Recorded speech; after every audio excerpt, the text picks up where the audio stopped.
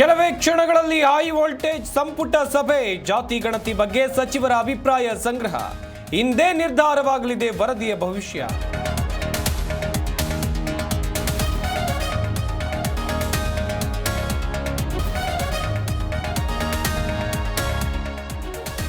ಜಾತಿ ಗಣತಿ ವರದಿಯಲ್ಲಿ ಯಾವುದೇ ದೋಷ ಇಲ್ಲ. ಸರ್ಕಾರ ವರದಿ ಸ್ವೀಕರಿಸಿ ಬಹಿರಂಗಪಡಿಸಲು ಜಿ ಕನ್ನಡ ನ್ಯೂಸ್ ಮೂಲಕ ಜಯಪ್ರಕಾಶ್ ಹೆಗ್ಡೆ ಆಗ್ರಹ.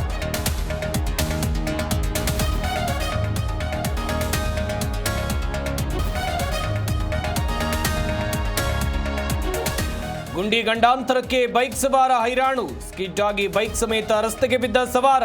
ಬೆಂಗಳೂರಿನ ಬೆನ್ನಿಗಾನಹಳ್ಳಿಯಲ್ಲಿ ಘಟನೆ.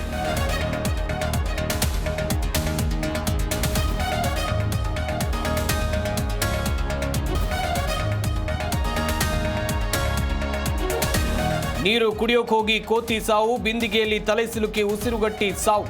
ಕೊಪ್ಪಳದ ಹೊಸಹಳ್ಳಿ ಗ್ರಾಮದಲ್ಲಿ ಘಟನೆ.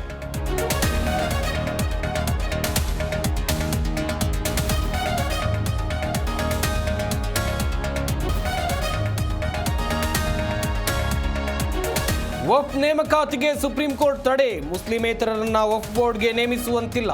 ಯಥಾಸ್ಥಿತಿ ಕಾಪಾಡಿಕೊಳ್ಳುವಂತೆ ಕೇಂದ್ರಕ್ಕೆ ನಿರ್ದೇಶನ.